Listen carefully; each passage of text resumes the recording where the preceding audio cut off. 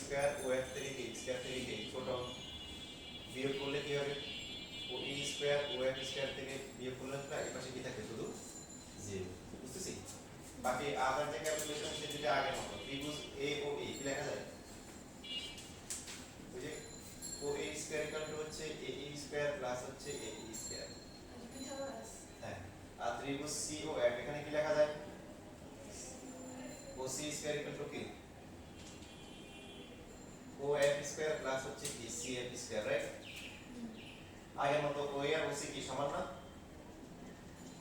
কথা বলে না? তাহলে এই আবার ও এ স্কয়ার কি যেটা লিখব লিখব কি ও ই স্কয়ার প্লাস হচ্ছে A E square equal to হচ্ছে O F square plus C F square. এখন বলেন কোন দুটি একসাথে করব, এইবার পারো করেন।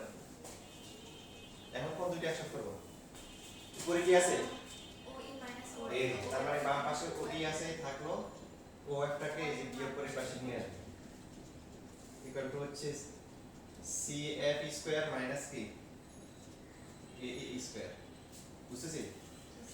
এবার লিখব যেহেতু এই যে আমরা এক নাম্বার থেকে কি পাইছি ও এ স্কয়ার মাইনাস হচ্ছে এটা 0 থেকে কি ছোট, সুতরাং কি তাহলে এটা সমান কি এটা এরও কি সি এফ স্কয়ার মাইনাস হচ্ছে এ ই স্কয়ার এটাও কি 0 থেকে ছোট, বুঝতেছি না? বুঝেনি? এবার দেখেন এখান থেকে আমরা লিখতে পারি সি এফ, এটা এই পাশে নিয়ে আসবো সি এফ স্কয়ার এ স্কয়ার বর্গমূল করব, বর্গমূল করলে কি হবে সি এফ কি হবে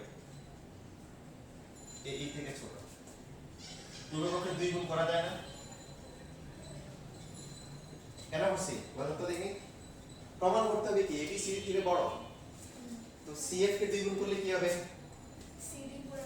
সিডি পুরোটা পাবো, আর এ এ দুই গুণ করলে কত হবে এবি পাবো। সরি এখানে এই যে এটা ছোট হবে, সিডি এবি থেকে ছোট, তার মানে কি এবি কি সিডি থেকে